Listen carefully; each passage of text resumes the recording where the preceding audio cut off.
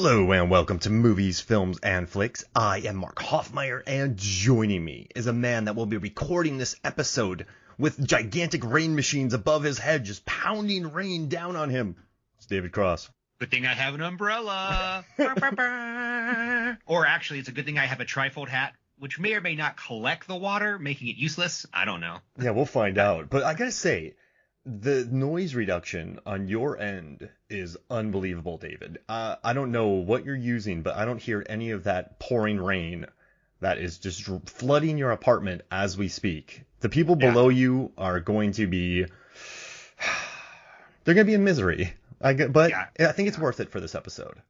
I am, if not committed to the MMF family. Rain, hail, sleet. I'm going to podcast through. We're going to get this done. Okay, so you and I have been planning this episode for a year. A year, easy a year. Yeah. Because we had to get through I make it sound like it was a hard slog through our Underworld franchise coverage. But I feel like this movie has been looming over us for well over a year now. And I gotta say, like, it was worth the wait because I love this movie. And I remember watching this in a theater in 2001 and not being prepared for it at all. A 2.5-hour political intrigue, Sherlock and Holmes. Sherlock. Then you have a monster. Then you have political intrigue. You have a love story. You have martial arts, rain, just everything. Yeah, undercover agents that work for the Pope. I mean, it is...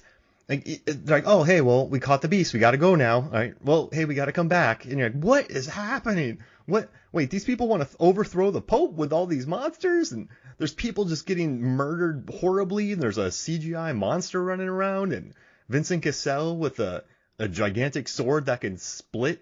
And Mark Dacascos, one of my favorites from Only the Strong. And he has a jet ski action scene in Double Dragon is in this movie. There's rain fights with a bunch of people who are dressed up like clowns or women. I mean, it is, because they're undercover to get the wolf attacking them. Yeah. Oh, yeah. And so there's so much to this movie, but I absolutely adore it. The director, Christophe Gans, he was just saying that he wanted to make a big French action film. He didn't want, he just wanted to make a movie that stands, like, that the world would want to see. He didn't want to just make a French film. He wanted to make an action film that the world would love. And I think he succeeded. This movie is a blast. Yeah. So let's actually chat about that. So I also saw this opening weekend when it came out, pretty young. I think I was a freshman in college. I had mixed thoughts on it when I first watched it because it was so of its time. It's still of its time, and it came out after The Matrix, and I was like, this feels like it's kind of riffing on The Matrix a little bit, and I hadn't really studied film enough at that point. And I remember the trailer as well, like, did not capture what this movie was about. No. Not at all. The trailer made you believe that this was a horror film with monsters and Monica Bellucci in it. No political intrigue. Yeah, I had mixed feelings about it, and having rewatched it and having reappraised it, Mark, I love this movie. Oh. You know, when you're young, you sometimes see things and you don't have the appreciation or the understanding of what makes it awesome. And having now watched so many hundreds of thousands of movies, this is a banger. I can confidently say that. Oh, it's an absolute banger. And I also love the two leads in this movie of Mark Dacascos, and then you have Samuel Le Bihan, which I just learned by listening to an interview that he did, because he's a wildly prolific actor in France. So I apologize if I didn't get that perfect, but we tried, David. Like, we researched this name. We didn't want to be butchering it. But I think they're awesome. Like, Franzak, the dude's a beast. And he actually reminds me of a French Tom Jane. He kind of looks like Tom Jane from The Punisher. I was thinking the same thing. I was like, he's a beefier Highlander. Whoa, Christopher Lambert? Yeah, just beefier. But I think Tom Jane's a better descriptor. Yeah, and then you got just Mark Dacascos, who, he is playing a Mohawk. Boy. Yeah. Like, he's playing a Native American. But it's kind of funny what he said. He's like, I'm not Native American, but he's like, I'm Chinese, Spanish, Filipino, He's like, my mother's half Irish and half Japanese, Greek. It was like, I was born in Hawaii, raised in Germany. He's like, I'm not Native American, but he did say that he studied a lot and he worked with a Mohawk teacher from Canada, and she was from the Wolf tribe, which is kind of funny. But he said that she taught him how to sing and like the rhythm and sounds, and he didn't want to just come in and be horribly, he didn't want to be like from a Western from the 1930s.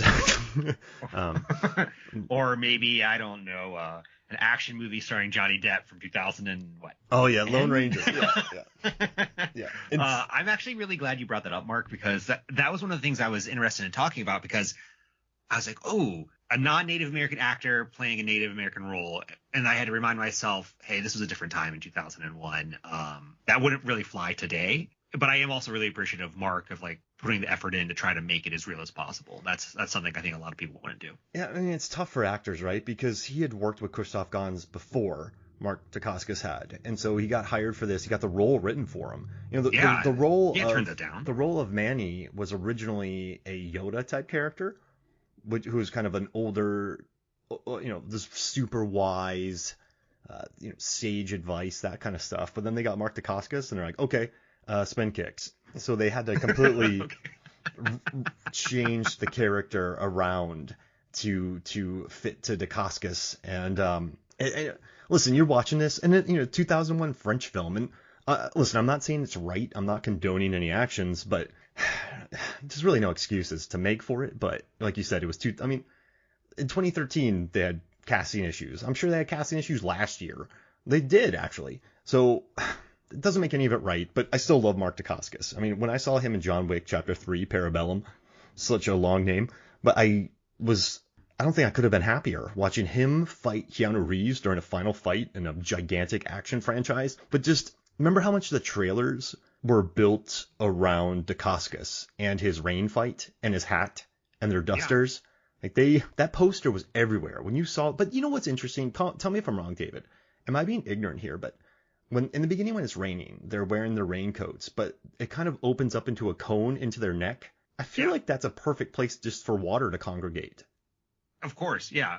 It's there's a lot of things about this movie that aren't very believable, but you're not watching this to be believable. You're just watching it to see attractive people in a really cool setting fight monsters and people. Whoa, attractive people in a beautiful setting fighting monsters. This is like peak MMF. This movie absolutely is. Yeah, it's perfect. And listen, like I think it ties in like real life story, like real life things from the history of France. I was reading interviews with the director, and he said that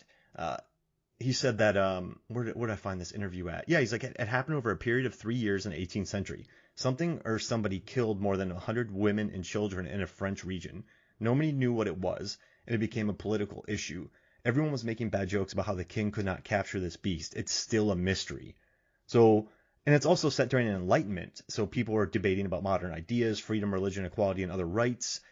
He's like, if we remember the story well, I think it's because it happens precisely during that moment. It's a big shock between the modern age and the dark age. And then also, too, I was reading about this movie, and there's a really neat article that breaks down this film, and I love what they called it. They called this movie a wild kung fu horror French Revolution hybrid that contained an immortal visual pun in which a shot of Monica Bellucci's bare breast faded into a shot of a snow-capped mountain peak. I'm glad you mentioned that, because that was going to be one of my 5 favorite things, because how audacious it is. Oh, man. It's not now. I'm going to take that out. Still, like, wow, did they really do that? They just did. I mean, listen, I'm not trying to be, and I'm not trying to be, I guess, bro-ish here, but when that shot happened, I just had the biggest smile on my face, because I'm like, they just faded into a mountain peak. Like, that's a Naked Gun 2.5 joke. Like, that's not, so you're watching this movie, and then all of a sudden they do that transition, and that's when you can kind of realize that this movie does have a sense of humor to it. There's a cheeky side to it, for sure, but you know why I like it, David, is it's such a hybrid. This is not one movie, but all of the things work together well, which I really enjoy. And also, too, because it blends so many genres together, I feel like it's very original. This is not a stock picture at all.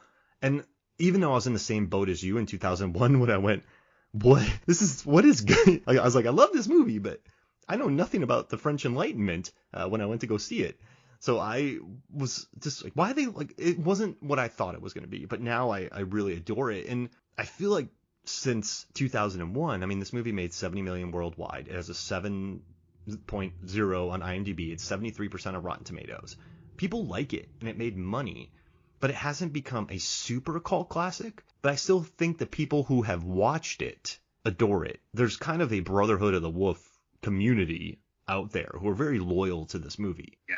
I know when it came out on Shudder, this was a couple months back. Yeah. Twitter went nuts. Film Twitter, they were so excited about it, and I was there for it. I was like, yeah, hell yeah, I own it on Blu-ray, but I'll watch it on Shudder too.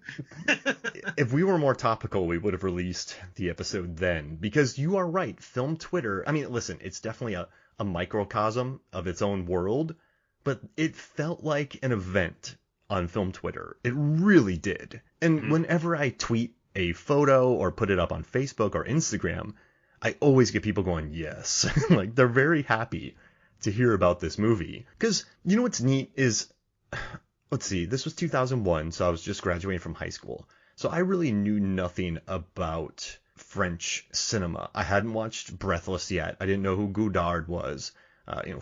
All those type of films, like the French New Wave in the early 60s was really foreign to me. So, you know what's interesting? For me, I like learned about Hong Kong cinema, action films. I learned about Japanese cinema from like gangster films. You learn about like Hong Kong or Korean cinema from horror movie and action films. So here's a French action film that sort of opened your eyes. No, and in Korea, I believe a movie called Taegukji, which John Lasvath, the former co-host of this show, recommended to me. So then I learned about Korean action films by watching Taegukji. So it's like, all these movies I learn about, Indonesia, The Raid. So I learned about all these movies, and that opened up the cinematic door for me. But this was probably my first experience with French cinema, and same. It had to have been. Yeah, I mean, is Amélie French? Yeah, It came out after this, and I still honestly I have not seen that whole movie. I've seen like 30 minutes of it. Oh wow, I think it's I watched it in college. I watched that in college with my friend. Yeah. With my friend Matt. We were both bouncers at a place called Big Daddy's, and we used to watch movies like Layer Cake and Old Boy. We watched Amélie. Like we were he's like 7 foot, and we were bouncers, but we loved watching independent cinema from around the world. It contained multitudes, Mark. Yeah, it was awesome. I did want to jump in before you get too far away about like some of the things I think are really good about this movie. Mm-hmm. I think you nailed them already, but just to reiterate, it's gorgeous. The cinematography is really strong, including the set pieces and the costuming. It just looks just really, really good. I think the acting is strong. Again, I don't speak French, so maybe they have like horrible accents or like they're stilted. I don't know, but from my perspective, I think it went really well. And then I do love how it's 3 different genres mashed together. And I mean, it's historical drama, it is horror, it is action movie. Just put into a blender and blend it. And the more movies I watch, the more I realize how rare that is. And so when you find one, you really need to celebrate it and show everyone and talk about it. And we talked about previously, I really, really over-index on unique and creative because I have gotten to this point in film watching, where I could guess the ending of movies pretty easily. And this one, I'm like, I have no idea what's gonna happen. Yeah, it's I never would have guessed that they would have just gone away and that the monster was just being controlled. And that, I mean, listen, Vincent Cassel is going to be the villain, but I didn't know that he had 2 arms and one was horribly disfigured, and he had a sword that could. I don't know what his sword does, and I don't know. It's a whip sword. It's a whip sword. It's a whip sword. I don't know how it works, but it works through the magic of CGI. Like the power of what, like necromancy, I guess it works. I don't know. It's I don't. There's a lot. You know what's interesting too, but I want to get to one thing real quick. When you said you put it into a blender, and I think that's a great point, because sometimes I think movies do try to mash genres, but they don't put them in a blender long enough, and so they never fully form into one cohesive protein shake. You just have kind of disparate elements in different parts. This one, though, I feel like they put those three genres you mentioned, put them into a Vitamix, a really nice Vitamix, blend the living daylights out of them, and then they all formed a really neat final. Does that make sense? Like, I'm calling it a protein shake. I just had a protein shake, so that's what's on my mind. But I think they were really blended expertly. And you know what's interesting is, what I remember of this movie is exactly what the director Christoph Gans wanted from this film. This is the guy who directed Silent Hill, which is I don't remember any story from that movie, but boy, do I remember the feeling of it. Yeah, super visual. Yeah. Super pretty to look at, but also terrifying. The tone, I remember feeling, was very effective. But for me, though, when I think about Brotherhood of the Wolf, I've never once wondered about the politics or anything like that. It's just been such a visual fest for me. I remember the rain fight. Whenever you talk about rain fights, it's Brotherhood of the Wolf. Whenever you think about just the slow motion, the diving underneath the spiked log, the monster itself, I think there's a scene which I love when Franzak, he slams the guy's head into a wall and then he kicks him further into the wall. It's beautiful. And so I guess what I always remembered about this movie is I've never thought much about the plot or the intrigue or any of that. I've just let it wash over me, like you are currently being rained on, as a really neat experience. And that's just what I guess I really appreciate about the director. And you know what's neat about the behind the scenes? There's 2 documentaries that are 2.5 hours total. They're hour 15 each. But the director was talking about how in France at the time, there was visual directors and then there was kind of actor directors. And if you were a visual director, you weren't good with actors. But if you were like an actor's director who wanted to make those kind of films, like very serious films, then you weren't about the visuals. So visuals weren't important if your performances were good. But if you're a visual director, you just wanted the visual and not the performances. And it was kind of interesting. And Christoph was like, screw that. He's like, I want to do both. I wanted to have good performances and I wanted to have good visuals. He's like, but I guess he was being sort of attacked for it. And actors, his first movie I was watching where the director, it was, what is it? Freeman, Freeman? Yeah. Crying Freeman. Based on the anime. Yeah. He had his actors like he would basically Fincher them where he puts them in a spot. He tells them exactly what to do, exactly how to say the dialogue. And then this one, he gave them more freedom. But it was wild watching the behind the scenes because Vincent Cassel was sort of insulting the director, and so was the lead actor. He was insulting the director at first in a cheeky way, but then eventually, because they'd be like, "Hey, Christoph, like, what's my motivation?" He's like, "I don't care, figure it out." But then as the movie went on, he started working with them with their characters, and they said it became a much more supportive atmosphere. But I thought that was really interesting because Christoph didn't care, because I think what he did was he tried to go so crazy in the first film with his actors that they hated it. So in this one, he gave them nothing, but these actors wanted something.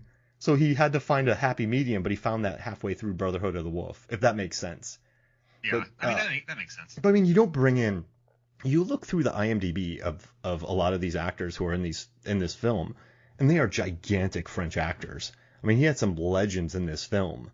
So this was a big event out there. I think we kind of forget that. I know I went off on a tangent, but I don't even know if I'm making sense anymore, but I just really like the behind the scenes footage because it's much more open, and it's the first one. It's just them making the movie. You're basically a fly on the wall as that the rain fight.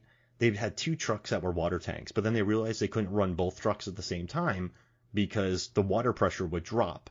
So then eventually the trucks ran out of water and they didn't tell anybody, so they drove away. And then they went to film, and there were no water trucks around to pour water on the actors. So the director's like, where are they? And everyone's like, oh, they're away. And like, when are they going to be back? In a half hour. And then the guy was like, do we have a fireman on set? And like, no, we don't have a fireman. But it was like fun. You almost feel like you're a crew member on this movie. And it just, I don't know, it made me happy. So if you're ever looking to watch cool behind the scenes videos, check that out. I digress. So Mark, why do you think this movie kind of disappeared for me, it feels like 10 years. Okay, I think the thing is that it's just a good movie. When you think about movies that have true staying power, they got to be controversial, or they have to be groundbreaking, or they have to be truly original, singular in focus. this movie is just good. And that's not an insult. It's a good movie, but it's not. It doesn't have the greatest creature features of all. It doesn't have the greatest creature ever. It doesn't have the best fights ever. It doesn't have any. People should talk about that transition into the mountaintop more. But sometimes I feel like movies that are just good and people like them, they don't have that staying power. Because am I making sense? Because there's no Matrix. There's no Matrix scene where the side of the helicopter goes into the building and it rumbles and the bullet time. This is just a good movie. I also think, at least, I mean, it's probably more popular, let's be honest. Yeah. But I think in America we have a tendency not to really want to watch subtitles. So I watched this movie in both. I saw it in the theater. It was dubbed. Oh yeah. And then I watched it again dubbed, and then I watch it like literally right before this podcast with the subtitles, and the subtitle viewing experience is significantly better. And I highly recommend people use the subtitles. Yeah. Don't dub it. Do not dub it. Yeah. Well, sometimes, to be honest, the first time I watched it was a couple weeks ago, and I was exhausted, and I just wanted to put it on, and I was like, I'm not reading. I just got it. But when it came to time, really, really watch it for the podcast, it's subtitles time. What I was saying is I think that American audiences tend to ignore subtitles or ignore movies with subtitles, unfortunately, honestly, because there's some really great things out there. And then this movie feels like it also fell into this weird time of it's again, I'm gonna harp on this, it's not The Matrix, right? Like The Matrix came out in 99. This movie was supposed to come out in 2000, and it got pushed. Oh no, this movie was supposed to come out in 2001. It got pushed to 2002. Because it was supposed to come out the week of 9/11. But it feels like it came out in this time period where everyone was trying to figure out what was the Matrix. Matrix was a thing that everyone was talking about, even multiple years later. And this gets sort of overlooked because of that. No, and you're right. And I think 2001 was in a weird place for action in general. When did this? You said so. This was 2001. Yeah, I read a review with Mark, I know him, Mr. Chairman. He said it was supposed to come out a little bit after 9/11, but after that happened, they pushed it to the following year. Yeah, it came out January. It came out in 2002. 2002, and so I keep saying 2001 because that's what's on IMDb. But you're right. I think also though this movie made 11 million in the States, which was a record, one of the records for French films at the time.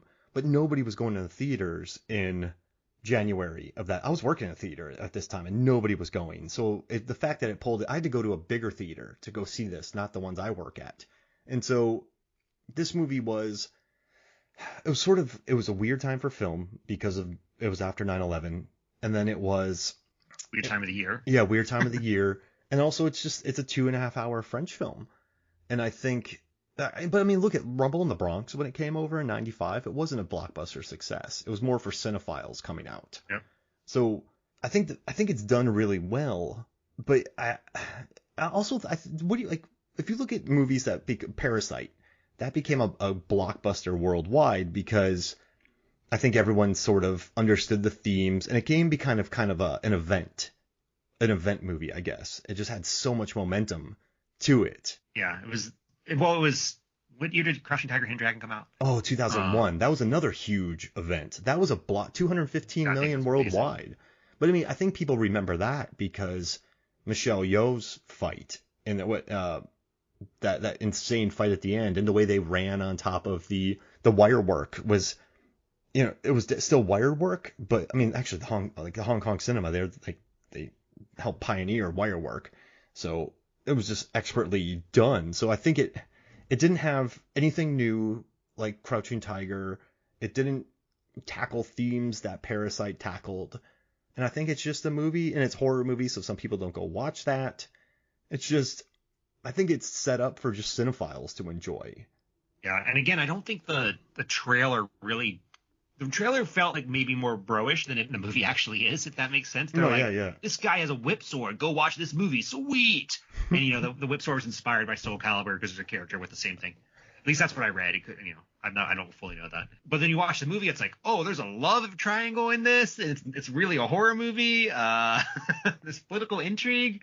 I can see the wrong audience going to see this movie and then not telling a bunch of people not to go see it. No, you're right. Yeah, because But see, I remembered thinking that, but I was able to roll with it because it was something new.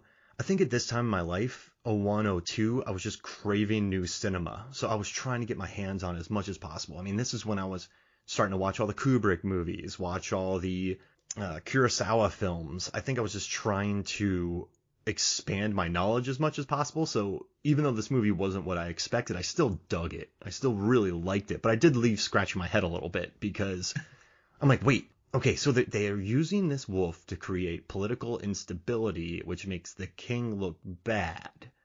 And then that will weaken the king. And then this Illuminati group will take over because the king looks foolish. Is that? Yeah, sort of. They're just trying to put the fear of God into peasantry in order to stop the Enlightenment is what I got from it.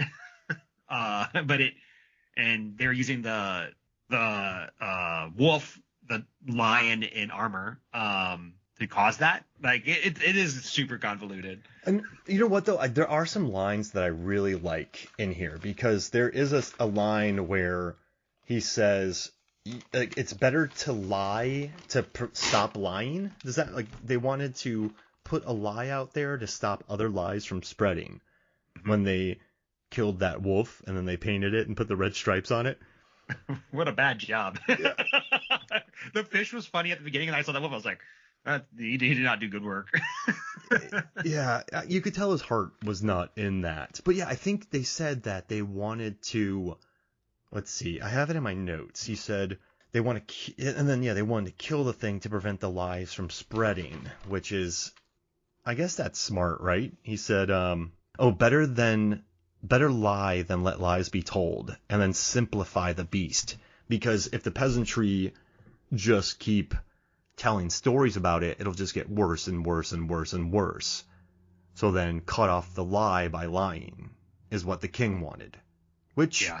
I mean, it makes some sense. I get what he's doing there. Oh gosh, I'm looking through my notes and just remembering how many great things there are in this film. Like, I love when Monica Bellucci is told that your fragrance is not that of a lady. Marianne, all right. So let's actually talk about Marianne. The most Midwestern pronunciation of that, Marianne. I mean, she does a good job. The actress does a good job with the part she's given.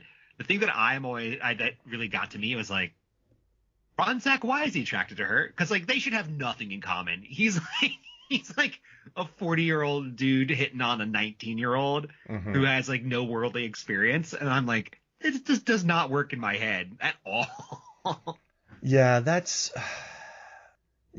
no. Because they try to do the banter. Remember when he said, but I'm in love. And she's like, how could you be in love with me? He's like, well, not with you. And then she rides off. Yeah, that didn't work. No, and then he does the faces at her. He's very pleased with himself in the beginning with the fur fish. He is a very pleased with himself taxidermist. Okay. Yeah, I think you just. He should have ended with Sylvia. That's the spy, the Roman spy. Like clearly that was the right choice. He made a terrible decision. She's in deep cover too, Sylvia. I mean, she is like what? Super deep. The Pope sends her out to do his work, and then that's what. Wait, what if Franzak never came there? Oh no, she was undercover to look up the villains, right? He was. Yeah, she was there spying on the villains because men speak in their sleep. And they all say the same thing. But yeah, I love mountains. Oh man, I gotta say though, when she takes her fan blade and slices that lady's neck, I'm never a big fan of people getting killed in movie, but that lady's such a pain in the butt in that film. So and she's very confusing. Yeah, she deserved that. Get out of here. In the beginning, her performance was a turn to 13 at all moments. I don't think I've ever seen a human laugh so much. It's like, get out of here, lady. And then Bellucci just wipes her out. Yeah, so let's I'm trying to think here. This movie, Sylvia. I wanted to talk a little bit more about Sylvia. One of my favorite scenes of this movie, and it's and I laugh at it, and I think it's actually really clever, is when she's sort of flirting with Franzak, and she's like, "Do you know how Italian women keep their men at home, poison them in the morning. And I was just like, oh, this is great. Poison him. Yeah. Other than Manny, she was my second favorite character. Like I really loved Sylvia. Well, she's just hanging out with him. Like, she seems pretty unapologetic about everything. She's obviously a very capable spy, and then she kills him. They bring him back. She accomplishes her goals. She slashes some throats. She has a great editing gag in there. But yeah, she's just totally confident in her abilities, which is kind of nice. And it's always weird when you have these love triangles, but then there's obviously someone who's like way better than one of the people in the love triangle, or like the main love interest. But yeah, she's significantly better. Like there's no getting away around it. I was like, if Franzak is supposed to be a libertine, he's supposed to be enlightened, he's supposed to be like carefree, a stuffy royal woman should not get his motorboat going. That's all I'm saying. And I love that you brought it up. I mean, he's the king's taxidermist. And so I like that there's almost a Sherlock Holmes type vibe here. And if you look at Robert Downey Jr.'s Sherlock Holmes, I see a lot of similarities between him and Franzak, where two smart men, they're on a mystery. He sees the silver bullet. No one believes him. He knows it's a wolf. He's smarter than everybody else. And then, there's big conspiracies. There's like Moriarty type Illuminati. And then he can also beat the living daylights out of people in slow motion. So I almost feel like this has been done before, Indiana Jones and kind of stuff like that. But I feel like Franzak's sort of a proto Robert Downey Jr. Sherlock in those movies, if that makes sense. Yeah, that makes sense. Yeah. Did you get those vibes at all while watching? I kind of got the vibe that I didn't get that specific vibe. No. I kept thinking, I was like, oh, this guy has a lot of talents, and he just keeps getting more and more talents. Is he a Mary Sue? What is he bad at? But ultimately, I just didn't care. I was like, let him go beat a bunch of guys up. This is fun. Yeah, when he finally turns at the end and goes inside the house and just destroys. That's brutal. Oh, I was not prepared for that, by the way, the first time I saw it. He kills the crap out of people. He lights the stable on fire. I love just the way that he kills people. And, the fight choreographer on this was Philip Kwok, and he did Hard Boiled. I mean, this is a gigantic fight coordinator that they had on this set. So watching these fights oh man, I love it. It makes me so happy. But like just watching Dacascos in his kicks, and then watching Franzak, who, I mean, even if it is his double, he still does create quite an imposing hero, which is pretty cool to see. And just a butt kicking taxidermist. I mean, that's got to be a world's first, does it not? Butt kicking that's true. So I had some things I wanted to ask you about this movie. I guess before I do that, though, I should mention something. Like, I don't know who your audience would listen to this podcast without watching the movie, but just in case someone is, and they're thinking about watching it, there is some moments with like potential animal abuse that I found very difficult to watch, especially with wolves. I was trying to look it up to see if they had. Yeah, I was looking it up to see if there was anything that said like no animals were hurt during this, and there's nothing. The Humane Society was like, we don't know. Like, it looks like maybe they were, but we can't prove it in one way or the other. So I'm just giving everyone a heads up on that, because I personally I looked away from the screen a couple of times because, as a proud dog father and someone who donates to wolf conservation on a regular basis, it was a little difficult for me to watch. Yeah, was definitely on Manny's side. It was terrible when they were killing those wolves. Yeah, like, they were just slaughtering them. And also that lamb in the behind the scenes documentary. The director wanted to create his poltergeist moment with the gross water. They put that woman in some really gross water, by the way, David. That's like... I was thinking about that. I was like, is this real? Did she actually, like, her face, I was like, she's acting, or did this actually happen? They dug a hole, and they filled it with water, and then they plopped her in there. So it's not clean. So in some movies, you'll build a tank. So in Annihilation, right, when the house is sunk, they built a tank into the ground, and all that water was clean for the actors. This one, it was a hole in the ground. It was a puddle that they filled with water. And then the lamb wouldn't stay, so then they tied it down in the beginning. So yeah, it was pretty... And then watching those wolves, I don't think this was the most humane style of filming. No. But, I mean, it's effective, though. I can't think... When they were killing those wolves, it just crushed my soul watching that. But and then when they just randomly killed the dogs for the beast, is that just to keep the beast mean? Like I guess, yeah. There's a lot of dog wolf violence in this. Yeah, so that hit you hard. Yeah, it hit me really hard. More so than the deaths, but it always does. Like I have a dog that I've raised since he was a puppy. And again, like I'm serious. I do donate to wolf preserves and conservation on a regular basis. Nice. My personal Instagram is basically all wolves. So you're all about wolves, and I'm all about possums. Yeah. I don't have a wolf tattoo. It's a bit much. But I had a couple of questions for you here. So I wanted to be like, could you imagine the pitch meeting? Like, what is the pitch meeting for this movie is like? It's like, we're going to take this real life event and add kung fu. Like, sold, you got it. Yeah, the script was developed. So in the beginning, it was just a lot of walking and then talking by fire. It was just people hunting down this legend. It was more of a kind of think piece type film. But then they really? Yeah. Yeah, so it was just kind of people talking by fires at night. And then because the whole point was about the animal that was killing people during this time, and it was just people hunting them, very thoughtful picture. And then they brought in the, for lack of a better word, Illuminati, the different religious structures. And then when they added Dacascos in there, then it just became a full-on action movie. So yeah, it went from a kind of Jaws-esque thought piece to a wild hybrid movie. But I like what you're having to say, though, because if this was written as such a hybrid and you're the director, okay, David, I'm a producer, you're a director, pitch this to me. Okay, so you know that wolf story from, I don't know, 400 years ago? That, but karate, huh? Does the wolf know karate? Oh, no, it's a Native American. Native American comes to France and then gets in a karate fight with the wolf. And then it's probably like, interesting. Any bullet time? Not bullet time, but we will slow the camera down. So, does the wolf know karate? We can teach it karate if you really want to. What if we put a lion in a suit? Oh. Yeah.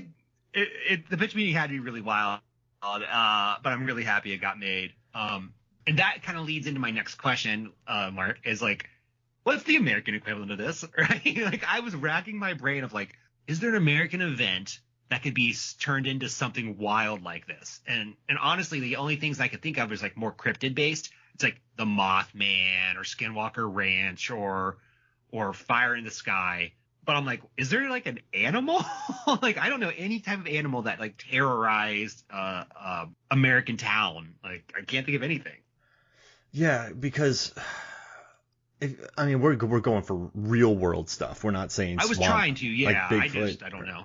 I mean, there are bear attacks where people have to survive for long periods of time, kind of like The Edge. Oh, The Edge is good. Yeah, that kind of movie. I don't think so. It's not the same. Right? So like, there's no legends. There's no. Yeah, I was like, okay, here's an idea for I'm gonna pitch this idea. You put your producer hat on. I'm a director, and this is just off the top of my head.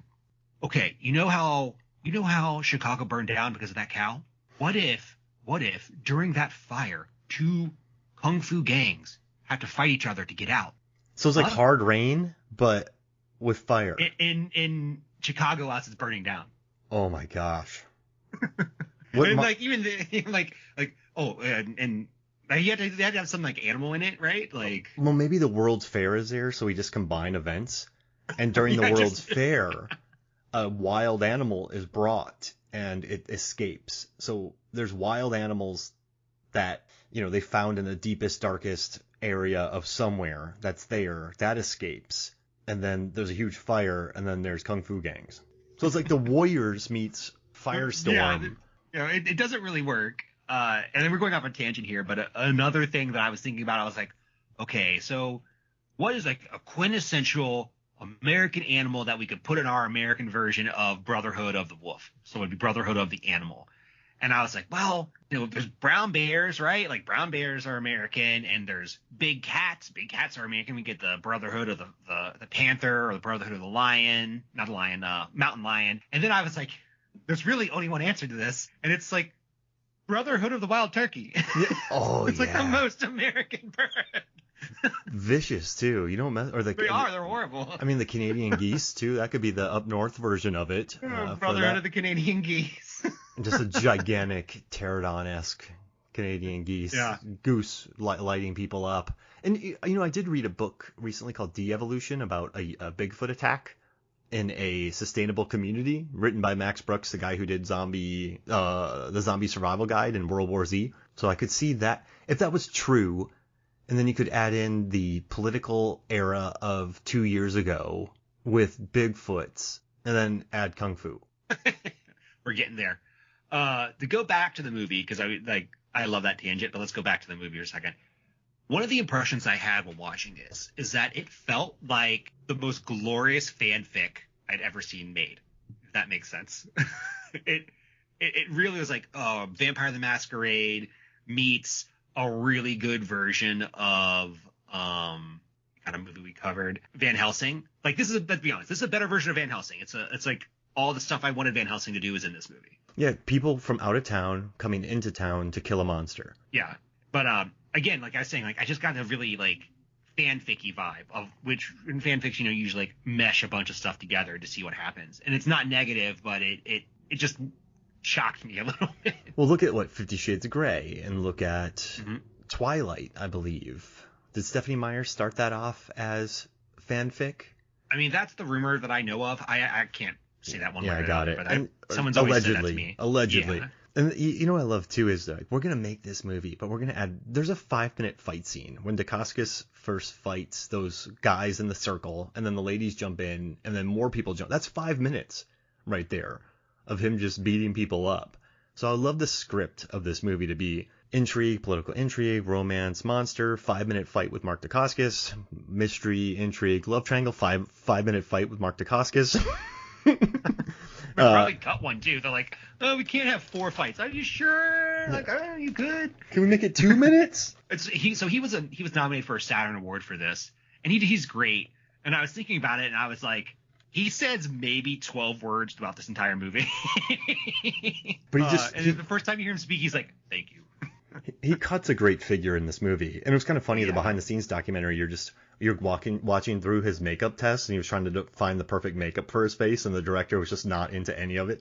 It's pretty funny, actually. But yeah, I mean, for the limited screen time and not screen time, but the limited dialogue, he's a really popular character. I mean, I don't know why Mark Dacascos wasn't bigger. I don't know. Let's talk about that. I was going to bring that up too, because he has the look, he has the skills, he has the charisma, and I feel like he's always like a B- like star, if that makes sense. Like if you knew who he was, you knew who he was. Yeah, I wonder why? Because I think he's pretty good in a bunch of stuff. I mean, I think what happened was, he did have a really good career overseas, but I think here in the States he went to do Only the Strong, and then that's a movie I really liked, but then it got no promotional backing at all because he had to go shoot on another movie. And then he was in Double Dragon, the 94 film, which had a giant budget that was supposed to be his springboard. And then that didn't take off. And if you think about it, in the 90s, it's probably the same 10 people making those movies that go into the theaters. And I think nowadays, if you look at Iko Uwais and Tony Jaa, Michael Jai White, those actors, you can have a great Scott Adkins, you can have a great career you're not seen in theaters all the time. But back then, if you weren't, because he was in the early 90s when he kicked off, but in that time you had Stallone, you had Schwarzenegger, Wesley Snipes, Steven Seagal, like you had all the big names. And then it just sort of, because he had the look, he had the personality, like he had the martial arts. I think it was the same 10 people over and over again, and he just couldn't break through into that. He didn't, and also, I don't think he had a starring vehicle that, you watch Bloodsport, you watch Kickboxer, those were perfectly tailored to Jean-Claude Van Damme's skill set. He just didn't have that opportunity. I don't think Mark Dacascos did. And I think he had a lot of wasted time. He had a couple non-starts. So yeah, they wanted big things about him because I know this sounds bad, but when Brandon Lee passed away, they're like, oh man, like we'll bring in Dacascos now because you can't have more than one, Asian actor being an action star on the planet. But then he, Double Dragon didn't do well. So I think he just sort of went overseas and made Crying Freeman, and then he made this, which was a big blockbuster, and the guy works. So I just think he does a ton of TV, lots of TV. So I just think that's what it is. It was the time. He didn't have that one movie that really kicked off his career. It was the same 10 people over and over. So, I mean, I don't know. That's my theory. I don't know what you think, but I mean, I think it's a pretty good theory. I mean, look at the movies he was on, right? He was supposed to be in The Island of Dr. Moreau. Look what happened to that. I thought he was in. He was. I'm sorry, he was. But I mean, look what happened to that. He was supposed to be in Double Dragon, but look what happened to that. So I mean, he had Only the Strong and American Samurai. Those didn't kick off too well. So I just think, he never hit that big thing. If he had like one big movie, he would have been just springboarded really fast. And these movies had heat though. They just didn't connect. So I think after that, they're just kind of, all right. Maybe we'll see him again in some more movies because he popped up in Parabellum and, it was a great role. Well, he was in Wu Assassins with Iko Uwais. That was really cool. He was in 17 episodes of Hawaii Five-0. So, I mean, he's been working. This guy, if you look at his IMDb, he's always had a movie coming out. He's always been on something since the 90s. So he found a great career. It's just, what's interesting too? I feel bad because he's a Thai boxer, 50 episodes. But yeah, I think sometimes you get these actors who are amazing and then they got to go to DVD for a while. Then everyone's like, why did they waste their time on DVDs? And then they get a reappraisal. I think that's sort of happening to him. And maybe directors who loved his movies as kids in the 90s are now putting them back in movies now that they're directors, if that makes sense. Yeah, that makes sense. Yeah. Well, we'll see. I have faith that we'll see a couple more things from him in the future. Yeah. Hey, let's do something real quick. Let's take a quick break, and then when we come back, I want to talk our favorite moments. Yep. All right, cool. We'll be right back. Welcome back to Movies, Films, and Flicks. And 5 favorite moments, David? Yes. You want to do them? Oh, yeah. Yeah. Can I go? Can I go? Yeah, go ahead. The blowing up the pumpkin scene. I knew you were going to pick that one. It's so gratuitous. It's just the juiciest pumpkin explosions with crossbows, with guns, and with axes. I mean, what's funny about that is like you never see they're blowing it up from the inside clearly because you never see anything get punctured. It just blows outward, and I'm like, this is bad directing right here. Yeah, that's a great point. You throw an axe and then it explodes. But it's beautiful. You know what though? Everyone knew what they were doing there. It's just the juiciest pumpkin explosions. So that's my number 5. Could you imagine being on the set and the director's like, these pumpkins aren't juicy enough. Get more juice. We need juicy pumpkins. Somebody. Okay, my number 5 is Sylvia in the poison discussion, as we mentioned earlier.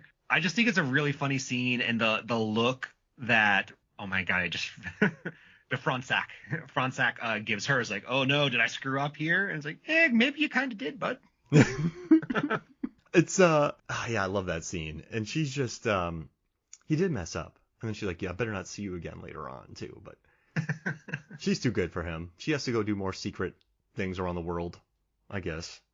We'll take it that way. She's too good for him. Absolutely, she is. You're right. There it is. Okay, so my number 4 is when Manny dies underneath the spike tree, because that was in every trailer. And then behind the scenes documentary, it's about 20 minutes of them. It's the stunt coordinator first diving, and then it's Dacascos diving, and they really rigged up a cool looking thing. I mean, but yeah, I got to watch how they did it, but it's such a cool looking jump, and I think that's it. And also too, the trap, David, that they set for that beast, they did everything that they could.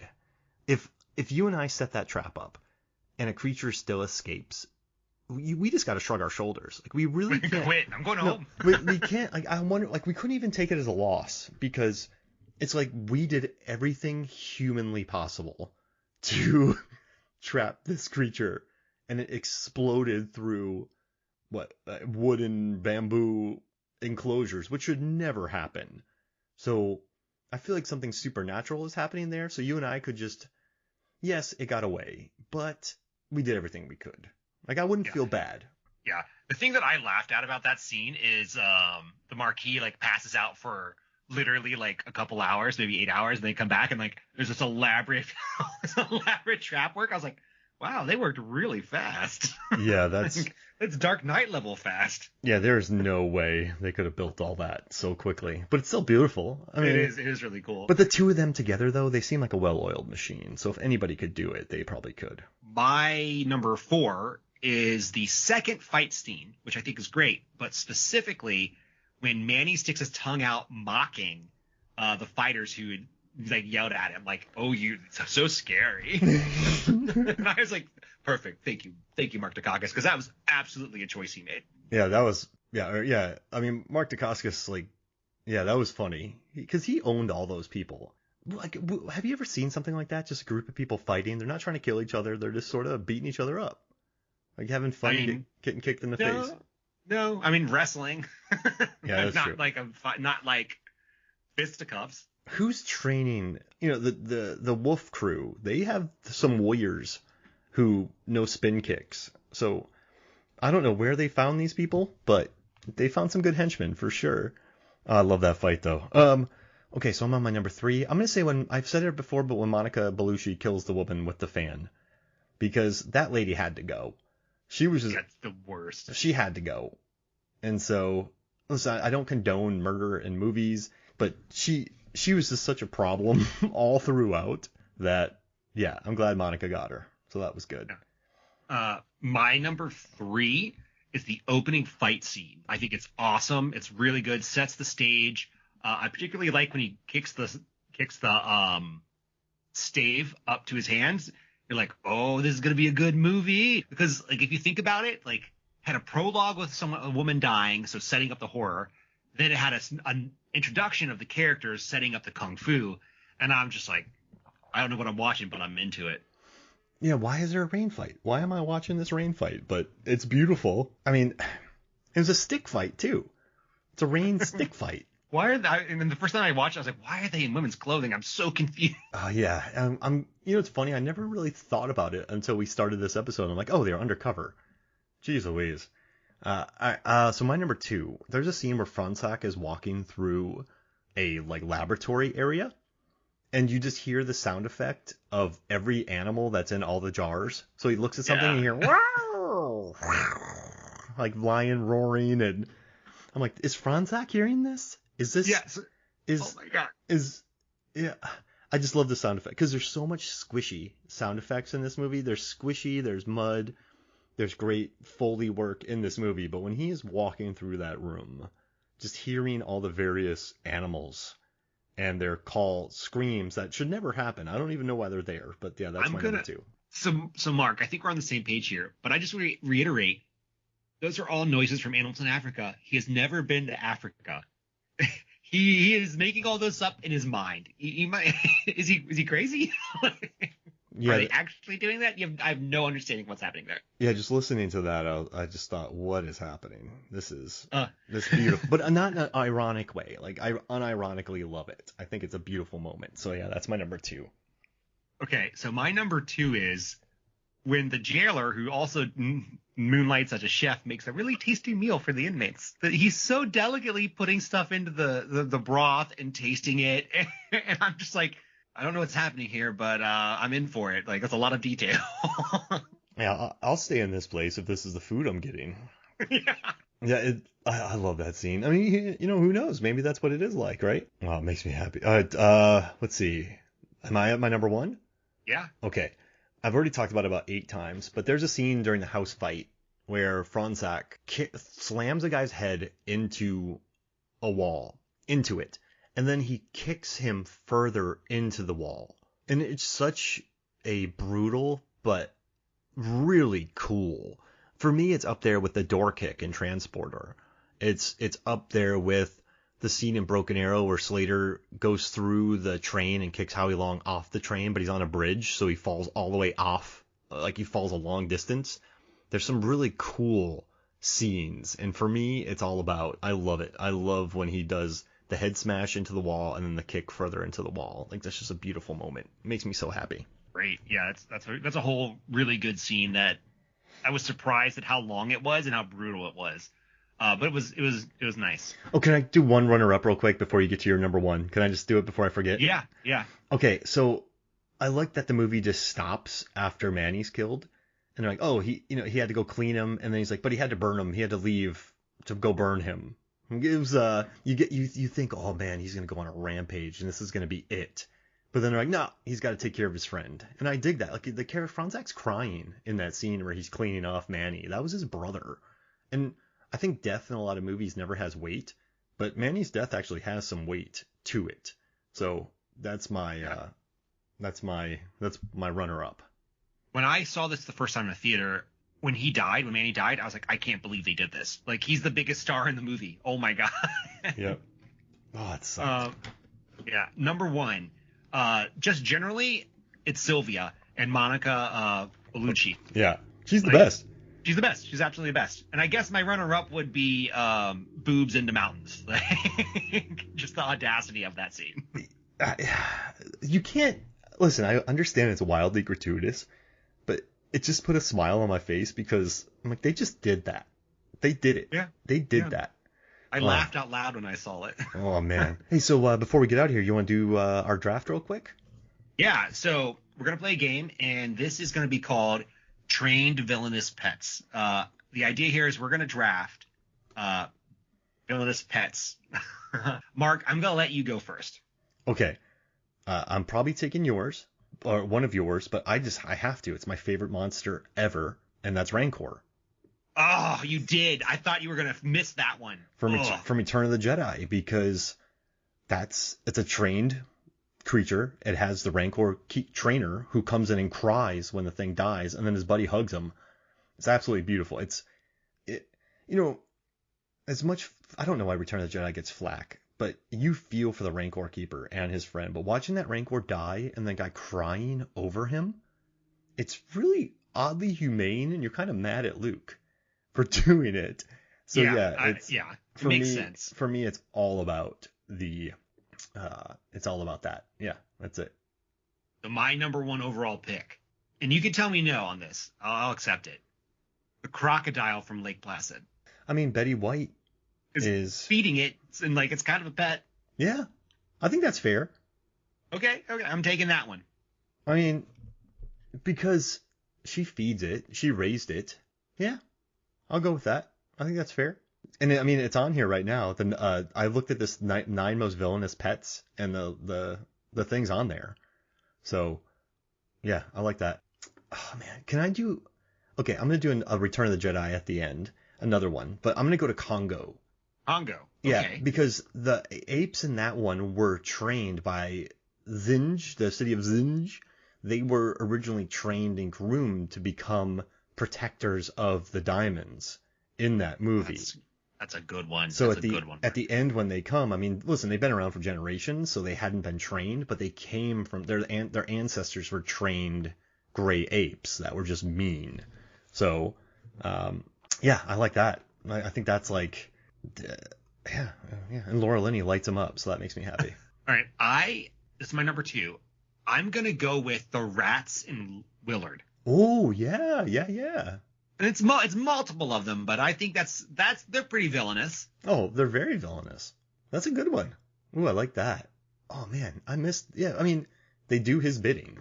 Okay, that's good. That's really good. I'm gonna go for my third, Tiny the T-Rex from Meet the Robinsons, because I don't know that one. Well, so it is working under mind control from the bowler hat guy, but he does have that famous line where he's like, "Why don't you get him?" He's like, "'Cause I have a big head and little arms."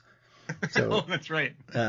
It's just such a great line. It's kind of working under mind control, which is, I wasn't trained into cruelty like the lion in Brotherhood of the Wolf, but I mean, it still works. So. Yeah. Okay, my number three, the Pomeranians in Blade 3. Oh, the vampire. The vampire Pomeranians, which I think are hilarious. Oh, that's amazing. Because that thing is, yeah, that's perfect. Yeah, no, that's great. I don't like that movie. I like Parker Posey a lot, David. Yeah. But I watched the first two Blade movies again, and I think Wesley Snipes is perfection. So what are you going to do in a third one? You want to do a backdoor pilot for the Night Stalkers. So you pair a Blade, a man who says 4 words per movie, and you pair him up with Ryan Reynolds. That doesn't work. That's not if he would have paired up with Beale and they're both quiet, that's better. But just having Ryan Reynolds around talking all the time and then Wesley Snipes not talking, not good. I don't like it. Yeah. Ugh. All right. So I'm going to do, was it Nagini from Voldemort's? Nagini. Yeah. Yeah. Because, I mean, he's the pet. I know it was a woman. Yeah. But she's the pet. Yeah, she's the pet. But, I mean, they have a psychic connection. She does some pretty crazy stuff. They speak parcel tongue. But that's a pet who's basically under the spell. So that makes sense to me, right? Yeah. Okay, cool. Yeah, that makes sense. Awesome. Okay. My number 4 is going to be Ella from Monkey Shines. Oh. A monkey. I love that. I know. Are you getting some Romero in there? That's Monkey Shines, isn't it? Is it Romero? I can't remember. Monkey Shines. Let me look this up. But do you want to hear my fifth and final? And I'm going back to Return of the Jedi. And you can say no, but I think Salacious B. Crumb, the little Kawakian lizard that sits on Jabba's thing. Good. Because listen, it's a pet, but it rips out C-3PO's eyeball. I mean, Salacious Crumb in the laugh. He's evil. Just he rips out it rips out C-3PO's eyebrow, and it just laughs. Remember when they capture Leia and Han? It just laughs at him like, "We got you." So yeah, Salacious Crumb. Yeah, Salacious Crumb. That's what I'm picking for my fifth one. So I struggled to find a fifth one, and I could use your help on this. They have fighting pit monsters in Attack of the Clones. I don't know if you use those. You do. The question I had, and I don't know the answer to this. In Austin Power, are there actually sharks with laser beams on their heads? Yeah, mutated sea bass. There we go. Yeah, I mean, they are mutated, ill-tempered sea bass, and they're basically pets that murder people.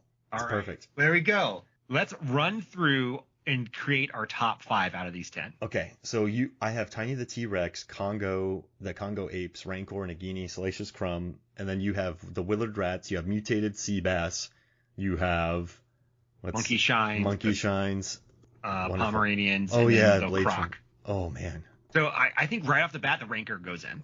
Yeah, gotta have Rancor.